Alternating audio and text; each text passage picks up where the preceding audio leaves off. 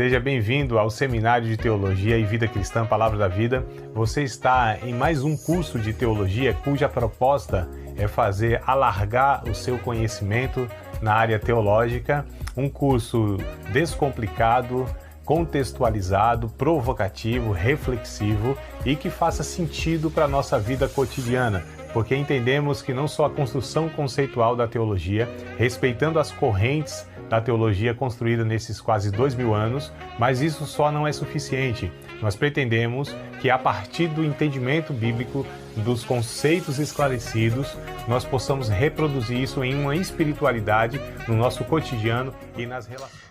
A gente vai então hoje iniciar esse ponto aqui, nós falamos sobre a natureza de Cristo, então essa dupla natureza, que é a natureza humana e a divina, e isso só é possível em relação a Cristo, em relação a Jesus. Jesus o Cristo, que às vezes a gente fala assim, Jesus Cristo, como se fosse quase um sobrenome, o Cristo, ele na verdade é um título, Então Jesus, que o seu nome tem o significado de o Salvador, ou aquele que salva, que inclusive é o nome de Josué, é o mesmo nome, Então lá no hebraico a gente tem Josué, que é Yoshua, e aí no Novo Testamento, então, como é idioma grego, é Jesus, mas é a mesma origem aí, e o mesmo significado que é o Salvador, aquele que salva. E o Cristo, então, vem como esse adjetivo, Então, o Salvador ungido, Então, Cristo, o termo Cristo, ele quer dizer ungido, aquele que foi capacitado por Deus para essa missão, Então, a ideia da unção é a capacitação. Então, a gente vê isso bem nitidamente no início ali do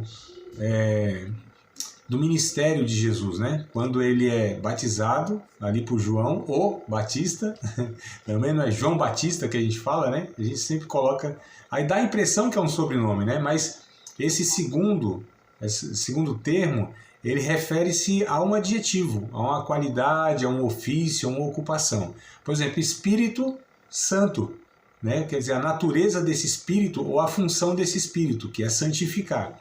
Então, em Cristo também cabe aí essa aplicação, Então, Jesus, o Salvador ungido. Então, no começo ali do seu ministério, quando João o batiza, o Espírito Santo vem sobre ele, ele entra ali na sinagoga, é dado para ele o livro do rolo do profeta Isaías, e ele lê ali, que nós sabemos que é o capítulo 61, O Espírito do Senhor Jeová está sobre mim, me ungiu para pregar boas novas aos mansos, e tal, e tal, e tal. Então, aí a gente percebe o cumprimento da profecia a respeito de Jesus, que foi capacitado, ungido pelo Espírito Santo. O Jesus, em natureza humana, sendo tão pleno do Espírito Santo, ele então cumpriu a sua obra. Mas a gente precisa entender também, antes da obra e missão que a gente vai falar aqui, a gente estava pontuando, a gente vai falar dos ofícios de Cristo. Então, no Antigo Testamento, por exemplo, nós tínhamos pessoas distintas que tinham ofícios específicos. Então, nós tínhamos os profetas, nós tínhamos os sacerdotes e nós tínhamos os reis, Então, essas três figuras, elas eram usadas por Deus para, de alguma maneira, governar, direcionar, conduzir o povo de Deus, Então, cada um tinha a sua função específica. Então, o profeta tinha uma função, o sacerdote tinha outra função e o rei tinha outra função. Os três eram a base de Deus para, então, como eu disse, guiar o povo, direcionar o povo, cada um nos aspectos diferentes. E a gente percebe que no Novo Testamento, Jesus, ele exerce os três ofícios. Olha só como Jesus ele é completo até nesse aspecto. A gente teve no Antigo Testamento um profeta que ele também foi sacerdote. Eu não posso dizer que ele foi um rei, porque até ele não existia rei na nação de Israel. Na verdade, foi ele que foi usado por Deus até para instituir o primeiro rei.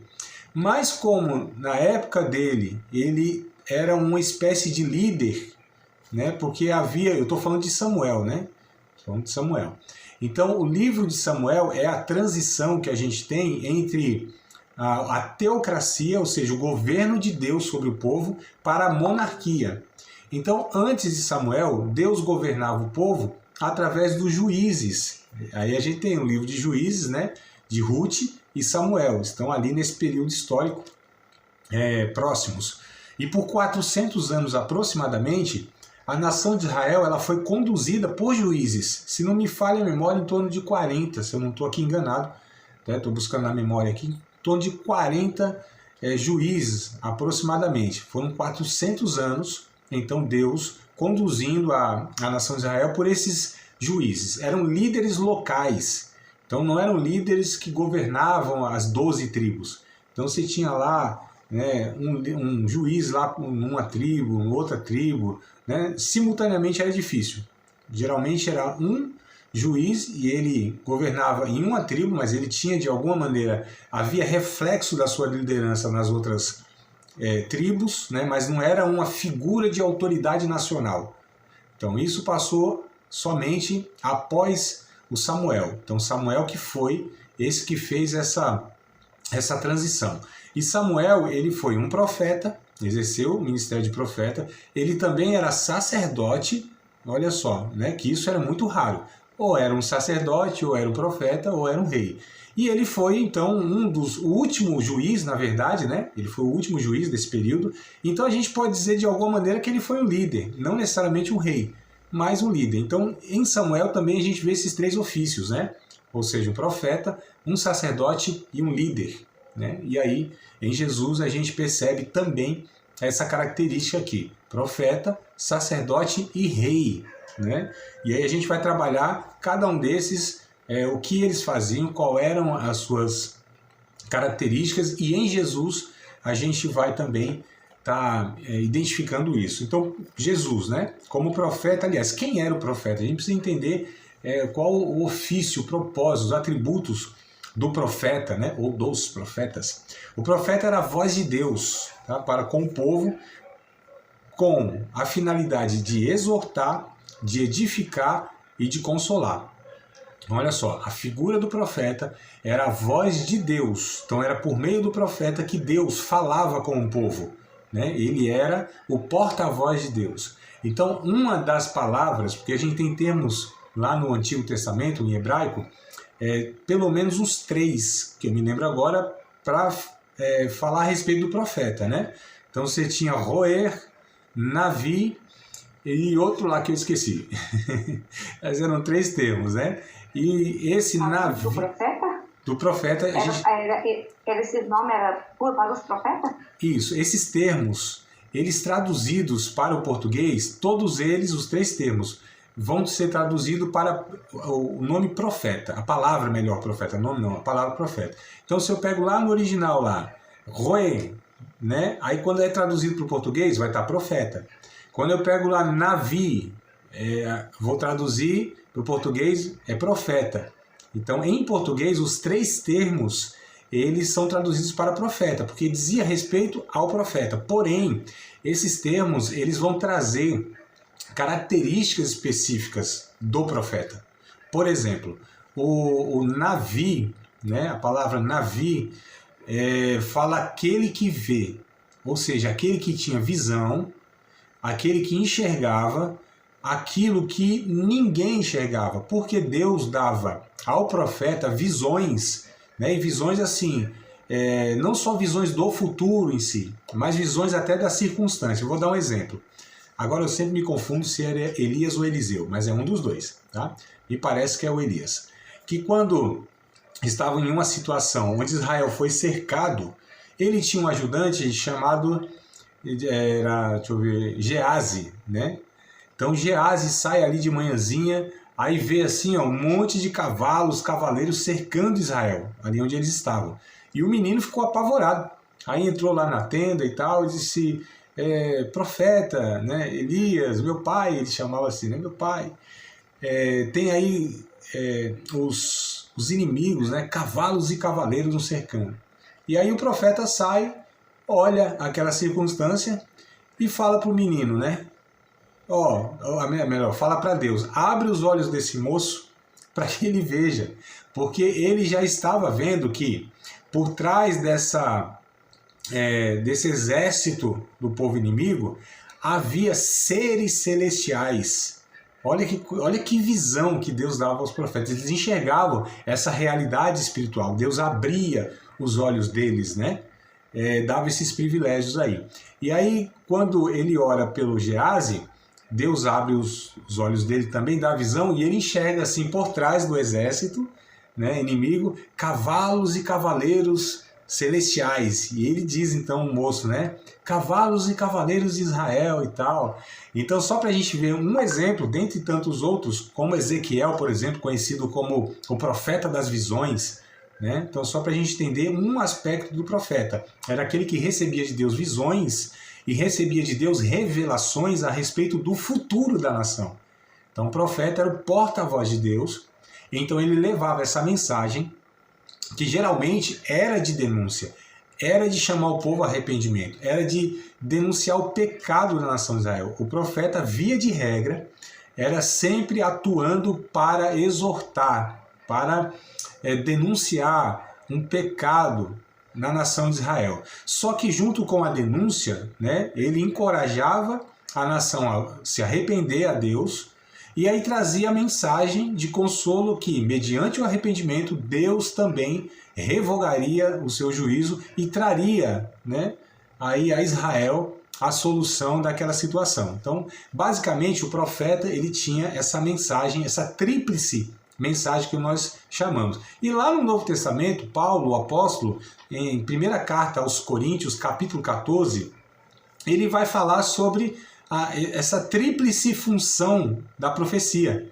né? Quando ele diz, aquele que profetiza, profetiza para exortar, para consolar e para edificar. Para pegar aqui o versículo, a referência mais precisa, Valda, não sei se já tem aí de memória, mas é aqui no capítulo 14, verso 3, né? Verso 3 do capítulo 14. Mas o que profetiza fala aos homens para edificação, exortação e consolação. Então, não muda o tríplice aspecto da mensagem profética do Antigo e Novo Testamento. O que vai mudar é o ofício. Então, no Novo Testamento não há mais profetas como no Antigo Testamento, né? Lá eles tinham uma característica e um propósito diferente.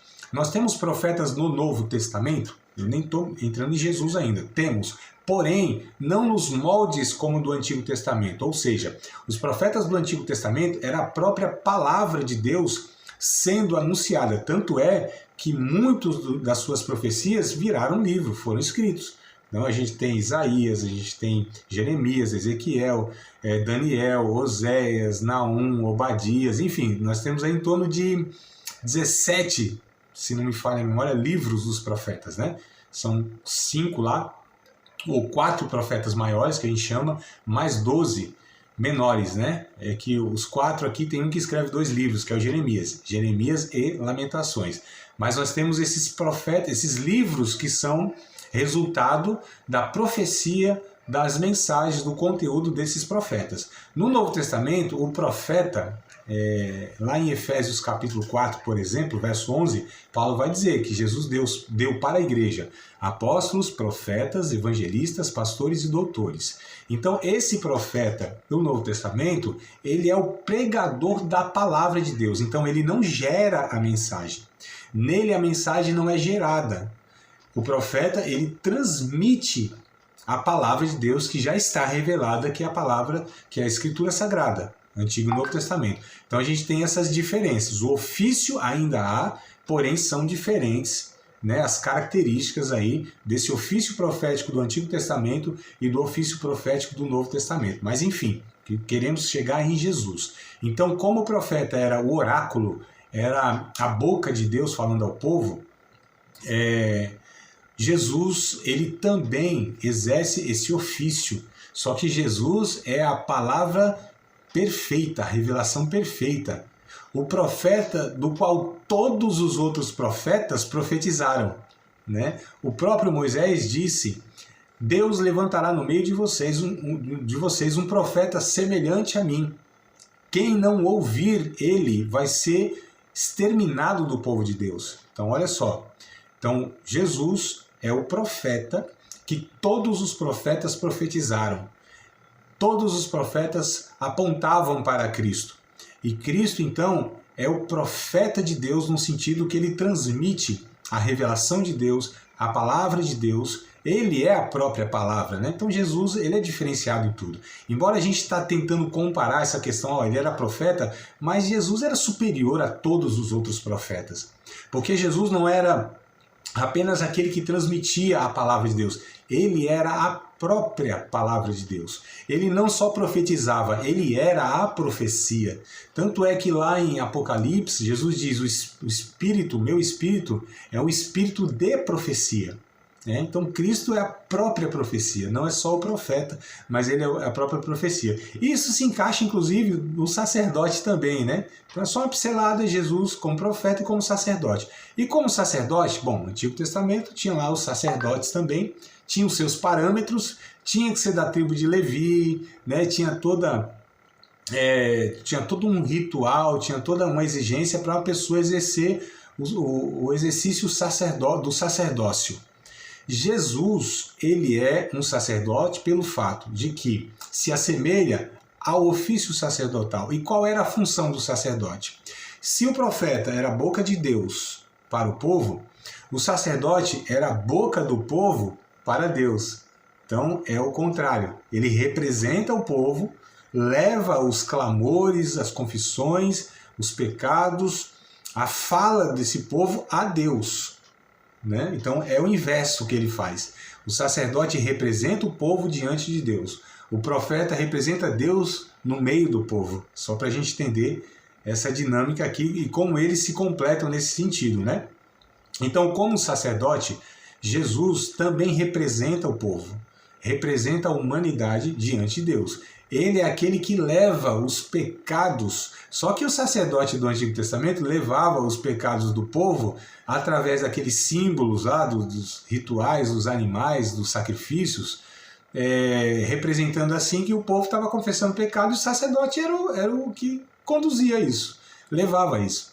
Agora, a respeito de Jesus, Jesus também faz isso, ou seja, pega os pecados do povo e leva a Deus, porém ele é também o sacrifício. Ele é o sacerdote que intercede, ele é o próprio sacrifício, nessa dinâmica de levar o povo a Deus. Então é por isso que a Bíblia diz, lá em Hebreus capítulo 7, verso de número 25, vai dizer que nós temos um sacerdote que intercede por nós eternamente. Então Jesus continua exercendo esse ofício na eternidade de sacerdócio, ou seja, ele continua intercedendo por cada um de nós. Essa é a grande diferença. Hebreus 7 e 25. Hebreus capítulo 7. Todo o capítulo 7, irmã Valda, vai falar sobre esse sacerdócio de Cristo. E é tão interessante porque o autor aos Hebreus ele vai comparando, né? Por exemplo, o sacerdócio levítico, ou do Antigo Testamento, instituído por Moisés, eles eram da tribo de Levi, né? Então tiveram começo lá em Levi, né? Ou Arão ali. Jesus já não tem começo de dias nem fim de dias. Sabe quem é a figura do Antigo Testamento para pegar e apontar para que a gente chama de tipo e antitipo, né? Ou seja, aquele que representa Jesus lá no Antigo Testamento é o Melquisedeque. Então Melquisedeque é uma figura misteriosa. Porque ele aparece, não existe registro da sua genealogia. Então ele aparece assim, ninguém sabe da sua origem, né? Sem pai, sem mãe, sem princípio de dias. Não é que ele não nasceu de alguém, não é que ele não tinha uma história, não é que ele não teve pai e mãe. Mas quando diz sem pai, sem mãe, sem genealogia, é que isso não está registrado. Essa figura misteriosa surge como um sacerdote de Deus, e a gente está falando da época de Abraão, né? O sacerdócio foi instituído por Moisés, séculos depois, 4, 5 séculos depois lá, até um pouquinho mais.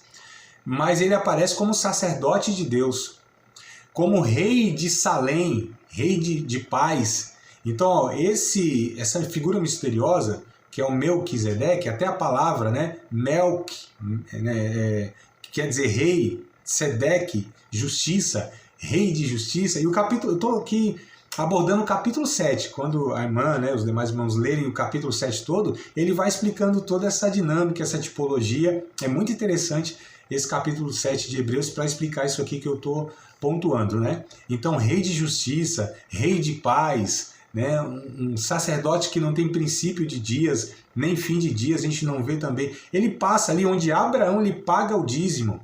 Ou seja, aquele que é considerado o pai da fé, o originador da nação de Israel, que é Abraão, surge alguém que é superior a ele, né? Olha só como representa Cristo, esse Melquisedeque. Então Jesus, ele é sacerdote, só que de uma ordem muito superior. E a Bíblia diz, nunca se ouviu que um sacerdote viesse da tribo de Judá, que no caso é Jesus. Então olha como ele foge desses parâmetros, olha como Jesus não cabe nessas limitações, embora essas coisas se assemelhem a ele, mas ele é superior em todos os aspectos. E aí vai dizer, né? Moisés, por exemplo, foi sobre a casa de Deus. Jesus é sobre tudo, é sobre todos, é maior do que todos. O livro de Hebreus vai falar sobre a superioridade de Cristo ante a antiga aliança. Então, Jesus é superior à antiga aliança, é superior a Abraão, é superior a Moisés, é superior aos sacrifícios, é superior aos anjos. Então, Jesus, a superioridade de Cristo é abordado lá em Hebreus, né? Então, mais um ponto. Então, ele é, né, segundo a ordem de Melquisedeque, ou seja, foge dessa ordem sacerdotal levítica ou mosaica, né? Mas ele é um sacerdote. Só que o livro de Hebreus ainda tem outra passagem na minha memória aqui, que é o capítulo 4, versos 14, 15 e 16 de Hebreus, que vai trazer um aspecto bem interessante, porque os sacerdotes do Antigo Testamento, eles eram oficiais do culto, eles pegavam o sacrifício, as confissões ali do pecador, levavam a Deus num ritual frio, sem se envolver, porque não tinha nem condição de um ser humano estar absorvendo, né, toda aquela carga emocional, espiritual, né, aqueles pecados confessados do povo em si. Não tinha como, um ser humano era incapaz de fazer isso, né? Não tem como você absorver emocionalmente, espiritualmente, a carga de uma pessoa. Imagina de uma nação de centenas e milhares de pessoas. Então eles eram frios, eram oficiais do culto. Pegava aqui, fazia o ritual e simbolicamente ali apresentava a Deus. Só que Jesus, ele é um sacerdote que ele mostra essa grande diferença, porque ele não só representa o povo, ele não só intercede pelo povo, ele carrega em si as dores deste povo até Deus. Quando ele vai a Deus, não apenas intercede, como ele é o próprio sacrifício, ele também intercede carregando em si as angústias, tristezas e até os pecados, né? Claro que sem se contaminar. E aí o autor dos Hebreus, no capítulo 4, verso 14, 15 e 16, diz isso, que nós não temos um sumo sacerdote que não pode se compadecer das nossas necessidades, mas como que em tudo foi tentado, mas sem pecado. Cheguemos, pois, com confiança ao trono da graça, para que possamos alcançar misericórdia e achar graça, a fim de sermos ajudados em tempo oportuno. Então, esse trecho aqui de Hebreus mostra esse sacerdócio de Jesus, sensível, eficaz, com propriedade, substituindo o pecador, carregando em si esse pecador e indo até o Pai, né? Então, como a gente se maravilha com esse sentido aqui do sacerdócio de Cristo, né? Então, era a necessidade do povo para com Deus, para saber sua vontade e confessar seus pecados. Essa é uma definição bem simples do sacerdote. E aí a gente vê o terceiro ofício em Cristo, que era o rei, né? Quem era o rei? Era o governo de Deus sobre o povo. Então, era aquele que tinha a responsabilidade de conduzir o povo, a nação de Israel, como um governante, regendo as leis, né? Conduzindo esse povo, as orientações, cuidando desse povo. Então a gente tinha esse terceiro ofício de rei. Maíra, minha amada, bem-vinda, viu? Maíra chegou aqui na segunda aula, mas bem-vinda. Paz, amada. Bora nós estamos falando de Jesus como rei, né? Esse ofício de Cristo. Então, como rei do Antigo Testamento, era essa figura que era a autoridade máxima em Israel, na nação de Israel, nesse sentido governamental, né? Mas o rei era submisso, olha que coisa interessante, ou pelo menos ele era advertido pelo profeta. E ele também recorria ao sacerdote, né? Então essas três figuras são interdependentes. Essas figuras, elas têm o seu papel uma em relação à outra. Mas como a gente está apontando aqui, Jesus reúne as três, né? Então assim, o rei, por exemplo, muitas vezes ia buscar no profeta uma resposta e uma orientação até para tomar suas decisões em relação à nação de Israel. E ele tinha que consultar o profeta. E muitas vezes ele consultava também o sacerdote, ou confessava os seus pecados ao sacerdote. Pelo menos essa era a proposta. Se todos os reis faziam isso, aí é outra história. Né? Se os reis eram piedosos, aí é outra história. E me parece que não. Me parece que os 40 e tantos, né, se não me falha a memória, mas não foge muito disso não. Talvez aí seja em 38 a 40, 42 reis que a nação de Israel teve em toda a sua história, né? Os registrados aí na Bíblia. E desses aí, a grande maioria, talvez assim, se for 40, por exemplo, né? Se eu estou acertando aqui no número, como eu disse, não foge muito disso, se foram 40, 38 foram totalmente desobedientes, muitos idólatras, rebeldes diante de Deus. Olha só a proporção. Tivemos ali talvez um ou dois que mostrou, né, uma certa obediência. Um deles é Davi, o outro que eu me lembro aqui é Josias, né? Então esses dois aqui eu tenho certeza que eles foram menos piores do que os outros, que eles também tiveram lá suas falhas e tudo mais, mas assim, em relação aos outros foram menos piores, ainda mostravam um desejo de servir a Deus, de fazer a vontade de Deus, um arrependimento, quando ali erravam, né? Agora os demais não, era idólatra, levou o povo a pecar, só para a gente entender que essas figuras aqui, eles não deram conta do recado. Mas Jesus, como rei, é aquele, né, que é soberano e governa sobre o povo de Deus. É aquele que foi estabelecido como rei dos reis, como diz Apocalipse, né? Profetizado até por Daniel lá, rei dos reis, senhor dos senhores. É aquele que tem o cetro de justiça em suas mãos, esse rei que governa sobre todo o universo, sobre anjos, sobre homens, sobre demônios, né? Esse rei soberano que está no trono, assentado para governar a humanidade e o mundo. Isso acontecerá lá no final da história humana, né? Os escatologistas, né? Aqueles que estudam escatologia, alguns concordam que Jesus vai ainda reinar literalmente na Terra por 1000 anos, né? É o chamado reino milenar. Isso eu estou falando que alguns concordam, porque não é um consenso, são todos os teólogos que concordam nisso. Alguns pensam que não é literal, é algo mais figurado, enfim, que Apocalipse capítulo 20, lá por exemplo, capítulo 19, capítulo 20 de Apocalipse mostra, né? Dessa forma, e alguns entendem que isso é mais simbólico e outros entendem que é literal de fato. Diga, amada. E assim, você, a sua opinião, Jesus vai governar no milênio? Qual a sua opinião nesse ponto? Amada, eu acho que já deu sinal para eu ir embora quando aparecem essas perguntas assim. A sua opinião pode falar. A gente tenta não omitir as opiniões pessoais nossas, né? Mas os alunos colocam a gente chamado no estreito, né? Eu penso que, embora eu não tenha todas as respostas ainda, né? Não tenho fechado minhas opiniões sobre a escatologia.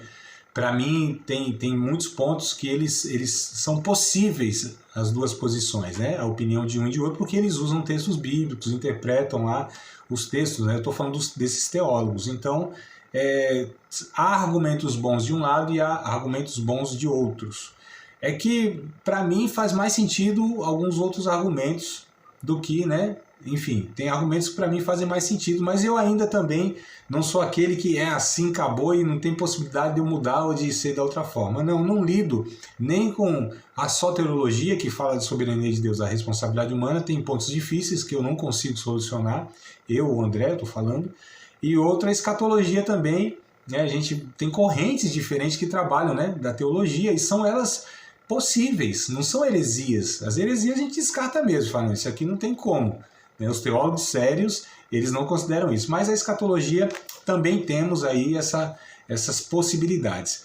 E eu entendo que isso se dará literalmente, que em dado momento da história humana, né, após o arrebatamento da igreja, após Cristo vir para socorrer a nação de Israel, os perseguidos, né, nos últimos tempos, Jesus virá e derrotará os inimigos do povo de Israel, né? Portanto, os inimigos do povo de Deus nessa ocasião, onde o propósito da grande tribulação será também alcançar, né, os judeus, não na sua totalidade, mas ainda Israel me parece que tem um lugar no projeto de Deus para a salvação, né, especificamente, embora hoje não há diferença entre Israel e gentios, né, judeus e gentios. A igreja de Cristo é constituída hoje por judeus e gentios, mas me parece que ainda há esse olhar de Deus lá no final da história humana para o remanescente judeu. Me parece que isso é razoável. E aí, Maíra, deixa eu só completar e você já entra com a pergunta também, tá? E aí me parece que após então esse socorro de Jesus aos judeus que estão encurralados pelas nações, onde Jesus aparece lá no Monte das Oliveiras, né, acontece aquele grande terremoto e o monte se fende em duas partes. Eu estou pegando profecias lá de Isaías, né, capítulo 63, 65, 63 ao 65, partes de Daniel, de Zacarias, também alguns de Mateus 24 e Apocalipse também, né? Estou juntando todos esses textos para chegar a essa conclusão. E aí Jesus vem, então, amarra Satanás, aí é o capítulo 20 de Apocalipse, como eu falei. Satanás, ele é impedido de ter qualquer atuação sobre a humanidade, porque ele está inutilizado, né, espiritualmente, e a Bíblia diz que ele é preso com cadeias. E nesse período, então haverá, aí, como eu estou falando nessa perspectiva, um reino de 1000 anos, que a teologia chama de o milênio. Nesse período de 1000 anos, isso tudo está no capítulo 20 de Apocalipse, tá? Num período de 1000 anos, onde Cristo governa sobre as pessoas. E não quer dizer que todos, sob o governo de Cristo, serão salvos, estarão salvos. Tanto é que a Bíblia diz que quando Satanás ele é solto, ele ainda sai para enganar as nações. E há uma revolta ainda contra Cristo e o seu povo. E nisso é onde Jesus definitivamente, né, elimina, destrói e pune Satanás, o falso profeta, o anticristo, todos no lago de fogo e enxofre. E aí parte então o grande juízo do trono branco, que a gente está falando do capítulo 21, né, de Apocalipse, o grande juízo do trono branco, onde Deus, através de Jesus, julgará, e aí Jesus entra como juiz. Ele regerá as nações com vara de ferro, né? Onde haverá esse governo de justiça sobre toda a terra. Segue-se então esse juízo. Depois Jesus reina eternamente com o seu povo. E a gente está falando do capítulo 22 e encerra o Apocalipse. Então, penso que, né, essa linha de raciocínio ela faz sentido para mim, né? Mas é lógico que tem nesse meio e tantas coisas aí para a gente discutir alguns pontos, né? Por isso que tem essa discussão aí, não é um negócio assim tão resolvido, não. Maíra, tu quer perguntar? Irmã Valda, ficou mais ou menos assim esclarecido? Esclareceu. Tá? Não é obrigado a concordar comigo, a entender que esse é o único ponto de vista, pelo contrário, né? Homens e teólogos respeitados e conhecidos, eles abordam outra perspectiva que eu respeito e ainda estou estudando. Então alguns perguntam assim, mas André, você é pós-milenista, é pré-tribulacionista, pós-tribulacionista? Eu digo que eu sou pré-atribulado. Nessas áreas eu sou pré-atribulado. Meu Deus do céu, eu não... não é muito a minha praia me aprofundar, né? Eu tenho as minhas perspectivas assim, mas eu não sou especialista em escatologia, não. Maíra, diga, amada. Você estava falando sobre os judeus. Então, entende-se que ainda tem judeus ainda a serem salvos? Veja bem, há seres humanos a serem salvos, sejam eles judeus ou não. Porém, o entendimento que eu tenho é que Deus ainda tem um olhar, ou haverá esse olhar lá no futuro, para os judeus, até mesmo para se cumprir talvez algumas profecias, né, a respeito dos judeus. O chamado remanescente não quer dizer que todos os judeus, lá no final da história humana, todos os judeus, eles reconhecerão Cristo. Mas parte dos judeus que ainda não reconheceram Cristo, né, até mesmo nesse período da história da igreja, que nós estamos fazendo parte, que não reconheceram Cristo, todos eles, não quer dizer que eles reconhecerão todos. Pelo fato de ser judeus, serão salvos, não é isso. Mas os judeus que reconhecerem Cristo nesse período, e aí vai ser um grande número, né, porque Jesus ele virá com tal intensidade para socorrer os judeus. Inclusive o Isaías 63, ele diz isso, né? Que Jesus vem, desce no Monte das Oliveiras, né? Poeticamente ele falando, vai andando até a cidade de Jerusalém, né? E aí junta a profecia de Zacarias capítulo 3, se não me falha a memória, verso 6, verso 7, e diz também de uma forma mais, não tão literal, né? Que Jesus ele se apresenta então aos judeus, e os judeus perguntam, que marcas são essas nas suas mãos? Porque Jesus nunca perdeu, né, as marcas da crucificação. Mesmo na eternidade, Apocalipse capítulo 5 dá a entender isso. Que mesmo na eternidade, Jesus tem a aparência para a igreja que olha para Jesus como aquele que está com marcas da crucificação. Capítulo 5 a gente percebe isso lá, né? Quando os anciãos, eu nem lembro exatamente, são os anciãos lá, diz para João, não chore, diz aqui o leão da tribo de Judá, o que venceu, né, e tal, ele é poderoso para abrir o livro, desatar seus 7 selos, né, o leão da tribo de Judá, aquela coisa toda. Então os seres celestiais dizem, o leão da tribo de Judá está aqui. Quando João olha, ele enxerga o cordeiro com marcas da crucificação. Então, na perspectiva da igreja, Jesus é o cordeiro, né, que foi sacrificado para salvar a igreja. Na ótica da eternidade, Jesus é o leão da tribo de Judá, é o rei, é o que governa, é o soberano. Também é interessante a gente perceber isso em Apocalipse, mostrando Jesus nesses dois aspectos. Mas ele continua com essas marcas aí da crucificação. Então Zacarias vai trazer essa passagem que alguns entendem que se refere a Jesus nesse tempo, né? Onde os judeus perguntarão, que marcas, que feridas são essas em tuas mãos? E aí Jesus vai responder assim, essas feridas são as feridas que fui ferido na casa dos meus amigos. E quando Jesus falar isso, então eles reconhecerão que eles, os judeus, foram quem crucificaram Jesus lá, no nosso caso, há 2000 anos atrás, e cairão prostrados diante dele, e aí serão salvos, reconhecerão ele como Messias de fato, que eles até hoje esperam, né? Então essa é a perspectiva, mas não quer dizer que é judeu que ele vai ser salvo, mas vai ter um grupo de judeus, um número de judeus que nesse período vão ser alvo assim específico da ação de Jesus para salvá-los, né? Poucos serão salvos nessa época, mas haverá salvação também. Então, é nessa perspectiva que a gente trabalha a escatologia nesse período aí, né? Tranquilo? Então vamos lá.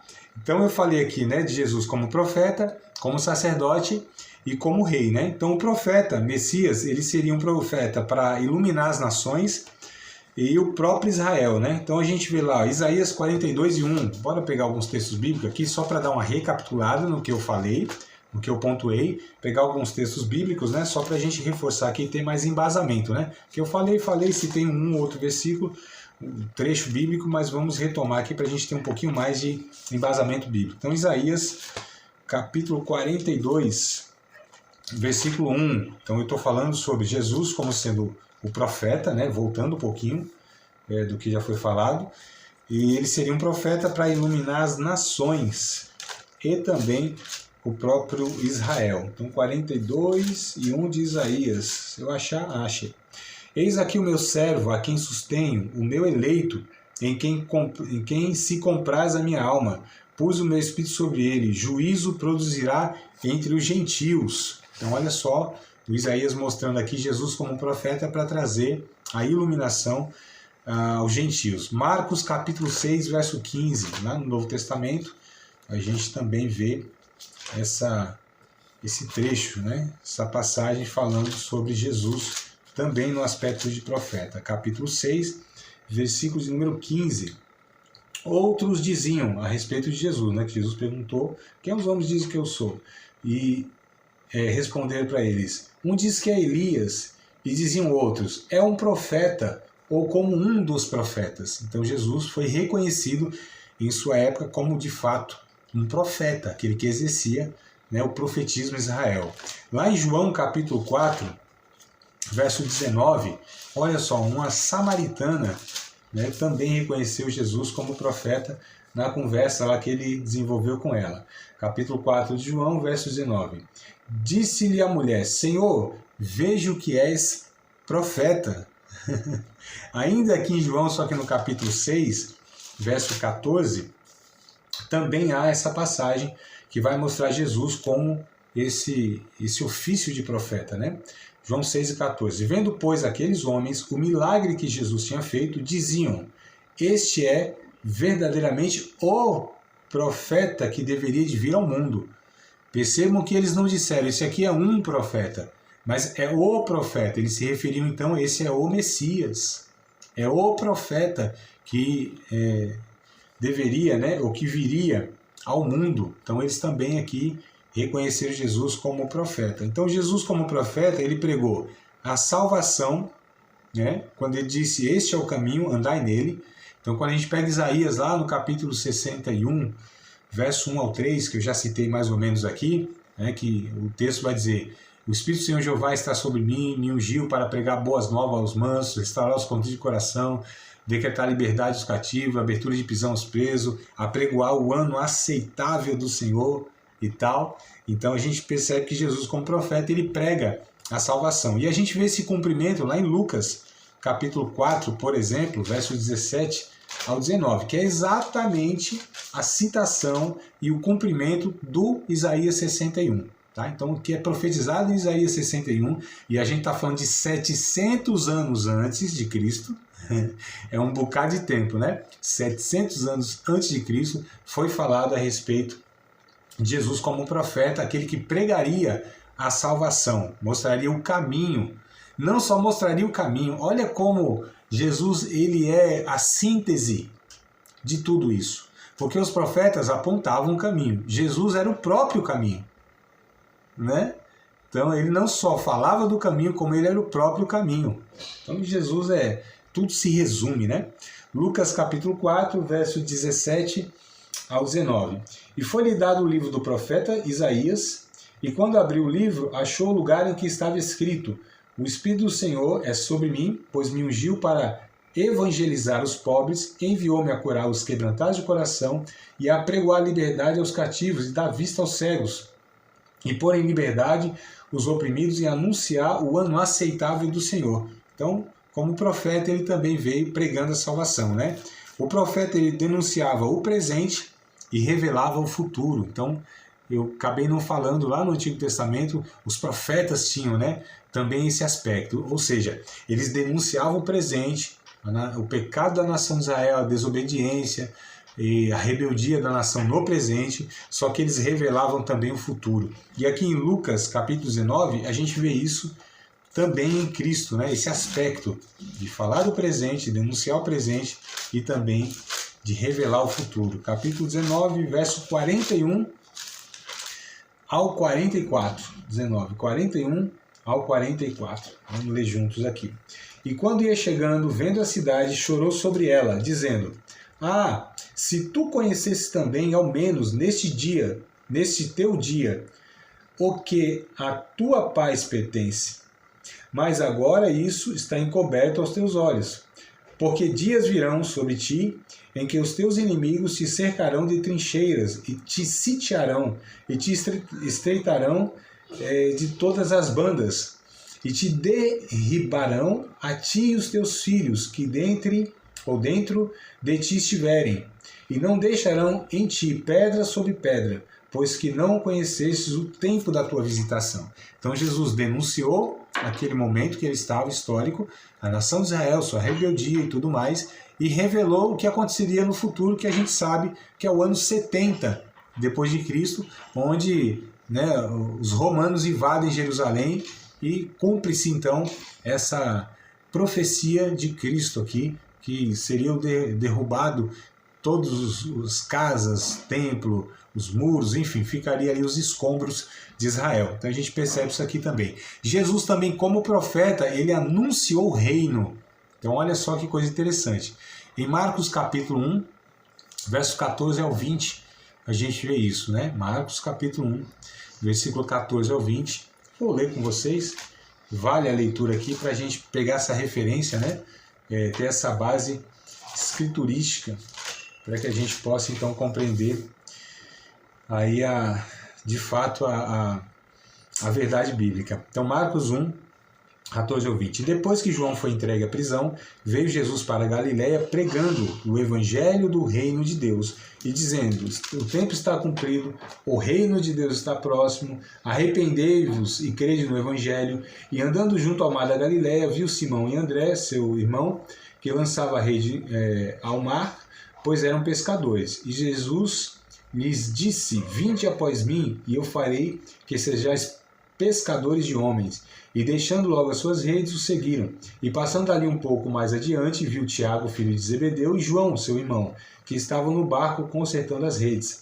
E logo os chamou, e eles, deixando seu pai Zebedeu no barco com os empregados, foram após eles. Então ele anunciando aqui o reino de Deus, né? Esse profeta que anunciaria esse reino de Deus. E o Marcos, capítulo 13 também. Eu não vou ler, porque eu acho interessante vocês lerem todo esse capítulo, né, com calma, versículo a versículo, tentando entender aqui o discurso de Jesus em Marcos 13. Mas aqui também a gente percebe Jesus como profeta anunciando esse reino, e até o reino escatológico, hein? Não só o reino presente ali, que a gente chama escatologia. Escatologia é o estudo do final dos tempos, né? Tem até um curso meu aí de 10 aulas sobre escatologia, tá? Um curso à parte, curtinho, 10 aulinhas, você entende escatologia do Antigo Testamento até o Novo. Passa lá pelos profetas do Antigo Testamento, chega em Jesus, os evangelhos, o estudo do Apocalipse, né, o livro de Apocalipse. Então, quem tiver curiosidade, é um cursinho à parte.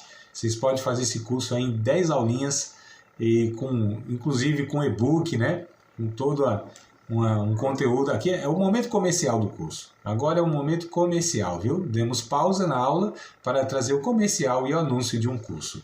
Um curso que vocês têm todo esse recurso aí, né? Então vai ter lá um e-book, lá, né? Uma apostilinha lá digital, vai ter um certificado no final como sendo especialização em escatologia, e vai ter essas 10 aulas aí que vai tratar da escatologia do Antigo Testamento. Esse curso, ele está gravado, e ele, por exemplo, eu quero fazer, André, então tá bom, então envia o link e a pessoa assiste o dia, a hora que quiser. São 10 aulas prontas já, gravadas e separadas, e um link tem acesso a todo o curso, né? Quiser, me chama lá no WhatsApp, no privado, no grupo, e a gente alinha isso aí, tá bom? Muito bom. É um curso mesmo específico, né? Para se aprofundar no tema. Aí eu tiro várias dúvidas lá e tal. Mas vamos lá, vou voltar aqui. Então Jesus, como aquele que anuncia o reino, ele anuncia o reino escatológico, ou seja, esse reino futuro, inclusive. Então em Marcos 13, a gente encontra aí toda essa profecia de Jesus, como estava falando, né? Existe a escatologia iniciada e a escatologia concluída. A concluída no final dos tempos, mas ela inicia em Cristo. Então, na verdade, o começo do final dos tempos, ele é iniciado com a vinda de Jesus. É isso que os profetas do Antigo Testamento apontam, que a gente pensa que a escatologia, o final dos tempos, é lá para frente. Não é. Na ótica dos profetas do Antigo Testamento, a vinda de Jesus já caracterizava o final dos tempos. Olha só. Então nós já presenciamos na história, né? O final dos tempos, quando Jesus veio. Ali já começou, deu início ao final dos tempos. E aí Jesus fala de uma época futura, que é o princípio de dores, que eu acredito que nós já vivemos isso na nossa atualidade, né? No nosso momento histórico. Nós já vivemos o princípio do final dos tempos aqui e agora. Mas em Jesus isso já é começado. A escatologia inicia com a vinda do Cristo, do Rei. E anuncia isso, o capítulo 13, ele vai falar do começo ao fim sobre essa realidade. Jesus, como profeta, ele predisse o futuro, e a gente tem o capítulo 24 e 25 de Mateus. Se nós lermos o capítulo 24 todinho, tarefa para casa, hein? Põe aí como lição de casa, tarefa de casa, ler o capítulo 24 e 25 para entender isso. Ele prediz o futuro todinho, né? Ele continua falando pelo Espírito dele, olha só, por meio da igreja. Então Jesus continua exercendo pela sua igreja o ofício de profeta. A igreja, ela tem que exercer o profetismo. E o que é o profetismo? Não é essas questões que um profetiza aqui, o outro num culto profetiza ali, mensagem profética para cá, que hoje tudo é profético, né? A mensagem é profética, a música é profética, a dança é profética, o teatro é profético, é tudo profético. Eu acho que até a profecia é profética. Então a gente também cai nessa banalização que tudo é profético. Fala, meu Deus do céu, mas o que estão se referindo a esse negócio que tudo é profético? Vira para o teu irmão e profetiza. Não é assim. A Bíblia não ensina essas coisas, né? Agora, o profetismo é justamente continuar essa revelação de Cristo no sentido de que Jesus fala por meio da sua igreja. Nós continuamos sendo a voz profética de Cristo neste mundo, onde denunciamos o pecado, onde exortamos as pessoas, onde edificamos essas pessoas e consolamos essas pessoas pelas palavras de Cristo. Então, por meio da igreja, Jesus exerce, né, pelo seu Espírito, atuando na sua igreja, exerce a mensagem profética. Então, nós precisamos entender isso. João capítulo 14, verso 26, por exemplo, ó, vai nos dar aqui uma informação bem interessante. João 14 e 26. Diz assim: mas aquele Consolador, o Espírito Santo, que o Pai enviará em meu nome, vos ensinará todas as coisas e vos fará lembrar de tudo quanto vos tenho dito. Então a gente percebe aqui que Jesus disse: eu vou enviar o meu Espírito, Consolador, e ele sim, né? Ou seja, ele que atua na igreja, ele vai continuar esse ministério profético de Cristo. E a igreja, por meio do ensino, por meio da instrução, adverte, ou seja, exorta, consola e edifica. E nós faríamos as pessoas lembrar, ou nós faremos as pessoas lembrar, nós somos a habitação do Espírito. Faremos as pessoas lembrar, ou uns aos outros nos lembrarem, né, das palavras dos ensinos de Cristo. Então nós somos essa voz profética interna e externa. Então, por meio do Espírito, na igreja, a mensagem profética ela continua. Capítulo 16 aqui de João, ó, verso 13, 16 e 13 de João. Mas quando vier aquele Espírito da verdade, ele vos guiará em toda a verdade, porque não falará de si mesmo, mas dirá tudo o que tiver ouvido e vos anunciará o que há de vir. Então olha que coisa interessante também, né? Sempre essa dinâmica do que foi falado, o que vai ser falado. Né? O que está sendo falado é o que já foi falado e o que vai ser ainda falado. Né? Essa profecia que não respeita tempo, porque a profecia ela perpassa o tempo, ela atravessa o tempo, né? Ela age, entre aspas, nos dois mundos, nas duas realidades. Ela entra no tempo, mas ela perpassa a eternidade, sai do tempo. Ela tramita, ela transita, ela perpassa essas duas realidades. E em 1 Coríntios também nós vemos algo assim que aponta para essa questão da profecia. 1 Coríntios capítulo 12, versículo de número 10. 12 e 10 de 1 Coríntios. Falando ali das atuações do Espírito Santo, né, sobre a igreja.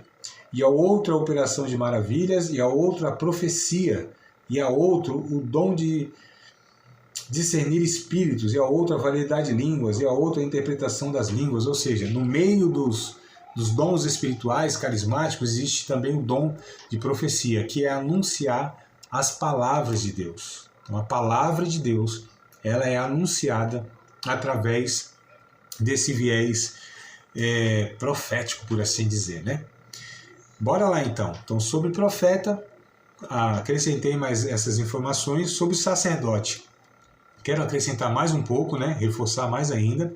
O Messias, como sacerdote, foi tanto o intercessor como o próprio sacrifício, como eu já falei. Mas agora eu quero dar textos para vocês, né? Então, Jesus, como sacerdote, né? O Messias, como sacerdote, ele foi tanto o intercessor como o próprio sacrifício, tá? E aí, Hebreus, capítulo de número 8, versículo 3. Então, vão anotando aí, ó. Tudo aqui em Hebreus que eu vou falar agora, tá? Então, tudo que eu vou falar agora é em Hebreus. Hebreus 8 e 3. Hebreus 10 e 10. 10 ao 14, no caso, né? Hebreus capítulo 10, verso 10 ao 14, tá? Hebreus capítulo 7, verso 25, que eu já citei para vocês, né? Falando da sacerdócio eterno de Cristo. E também até citei o outro aqui, que é o capítulo 4, verso 14 ao 16. Eu não coloquei na ordem aqui, né? Bagunçou tudo. Se tivesse colocado na ordem aqui dos livrinhos, talvez seria mais bonitinho. Mas repetindo, Hebreus 8 e 3, Hebreus 10, verso 10 ao 14, Hebreus 7 e 25 e Hebreus capítulo 4, verso 14 ao 16. Então, falando sobre o sacerdócio de Cristo. Acrescentem também aí 1 Timóteo 2 e 5, que vai falar sobre esse ofício de sacerdócio, desse intercessor, esse mediador, né? 1 Timóteo 2 e 5 vai dizer que Deus quer que todos os homens se salvem, venham ao conhecimento da verdade. Não, esse é o 4. O 5 há um só Deus e um só mediador entre Deus e os homens, Jesus Cristo, homem. Então, mostra esse sacerdócio humano de Cristo, né, que para o céu é levado também na sua ascensão divina. Então, ele no céu continua ainda exercendo o sacerdócio como Deus e como homem também. Posso continuar? Bora lá? Só para tentar encerrar aqui e fechar. Diga, amada, pode falar. Esse versículo aqui em Hebreus 7:25, que ele vai estar intercedendo para sempre. Sim. Mas assim, eu não entendi muito bem, porque quando nós estivermos lá no céu, né, eu penso que não vai precisar de intercessão. É isso? O para sempre aqui, ele pode ter dois significados, né? O para sempre no sentido de que o capítulo 7 está falando sobre esse sacerdócio humano e o sacerdócio de Jesus. Então, para sempre aqui pode significar que em relação ao ser humano, que é o sacerdote temporal, que morre, vem outro substituindo, e assim sempre foi, né? No caso de Jesus, não. É o sacerdote que ele permanece para sempre. Em relação aos outros, ele não morre. Não vai vir outro, não precisa vir outro. Jesus é esse sacerdote eterno, né? Pode ter esse significado, como também pode ter o outro significado, que mesmo na eternidade, nós continuaremos, né, tendo relação com Deus, não morrendo, sendo reconciliado com Deus para todo sempre, por causa do sacrifício e do sacerdócio de Cristo mesmo na eternidade. Ele sempre será para nós aquele que nos reconciliou com o Pai ou com a Trindade. Então, eu penso que é possível esses dois entendimentos. Tá bom, amado? Bora lá? Então, vamos lá. O rei, então como rei, mais um conteúdozinho aqui, né? O Messias como rei, ele governaria sobre tudo e sobre todos. E a gente vê Hebreus, capítulo 7, verso 1 ao 3. Então, Jesus como rei, ele é soberano sobre tudo e sobre todos, né? Há textos que vão dizer que Deus, o Pai, vai colocar todas as coisas debaixo dos pés de Cristo como estrado. Então, ele entregará ao Filho, né, todo o poder. Aliás, ele já fez isso, mas na perspectiva, no geral, é que Jesus, ele é soberano e ele é rei sobre tudo e sobre todos. A partir da cruz do Calvário, Jesus ali, ele vence a morte, ele vence o império Satanás. Então ali ele também subjuga todas as coisas debaixo dos seus pés. Então Jesus é Senhor de tudo e de todos. Todas as coisas convergem, estão sujeitas ao senhorio e ao poder de Cristo. Então Satanás, ele está subjugado a Cristo. Jesus não tem um reino que está lutando contra o reino de Satanás para se estabelecer. Não. Jesus é o rei que estabeleceu o seu reino sobre tudo e sobre todos. Ele é rei por direito. Ele não ainda é rei de fato, porque o seu reinado não é por imposição do seu poder, mas é pela conquista, constrangendo as pessoas pelo seu amor, no sacrifício e na entrega que ele fez na cruz do Calvário. Ele é rei por direito, legítimo, mas ainda não é de fato na vida de todos, porque o reino de Cristo não é um reino de imposição de poder, mas é um reino onde ele se sacrificou e aqueles que reconhecem, então, entram para o seu reinado e obedecem ao seu senhorio. Mas, em análise última, Jesus, ele é senhor de Satanás, e Satanás não tem um reino paralelo disputando com Jesus. Jesus é soberano sobre o inferno, sobre Satanás, sobre a morte, enfim, sobre tudo e sobre todos, né? Como Criador também, como co-criador com o Pai e com o Espírito. Então tentaram fazer de Jesus rei, né, numa hora errada, pelos motivos errados e pela forma errada. Lá no capítulo 6 de João, verso 15, quando Jesus multiplica os pães, né, faz aquele milagre e sacia a fome do povo, aí aquele povo diz assim, opa, vai ser o nosso rei, vamos fazê-lo rei. Jesus, sabendo da intenção deles, não permitiu isso, ó, foi embora, saiu de fininha, né? Se não, porque ele identificou que o povo estava querendo fazer ele rei pelo motivo errado, da forma errada, olha só, e na hora errada, que não era aquela hora, né? Não era daquela forma e não era por aqueles motivos. Jesus não quer ser rei comprando a adoração e o reconhecimento das pessoas, saciando os seus apetites e as suas necessidades. Ele quer ser rei pelo reconhecimento de quem de fato ele é, soberano, Deus e Salvador dessas pessoas, né? Então, Mateus capítulo 25, por exemplo, verso 31 ao 46, né? A gente percebe lá esse reinado de Cristo, alguns entendem que isso fala do futuro. A gente percebe o ladrão na cruz, percebeu que Jesus tinha um reino. Lucas 23 e 42, por exemplo, que o ladrão começa a observar Jesus. A princípio, os dois ladrões estavam ofendendo Jesus. Depois que um começou a observar melhor o comportamento de Jesus, chegou à conclusão, não é possível? Esse homem aí deve ser rei, deve ter um reino. Aí disse para Jesus, Senhor, lembra de mim quando entrar no teu reino, né? Então esse aí reconheceu também Jesus. Eu quero dar uma última referência para vocês aqui, que o tempo já estourou, para continuar falando sobre esse reinado de Cristo. Apocalipse, capítulo 11, verso 15. Depois vocês leem lá, né? Eu acho bem interessante esse texto. Apocalipse 11, 15. Tudo aqui em Apocalipse, tá? Capítulo 12, verso 10.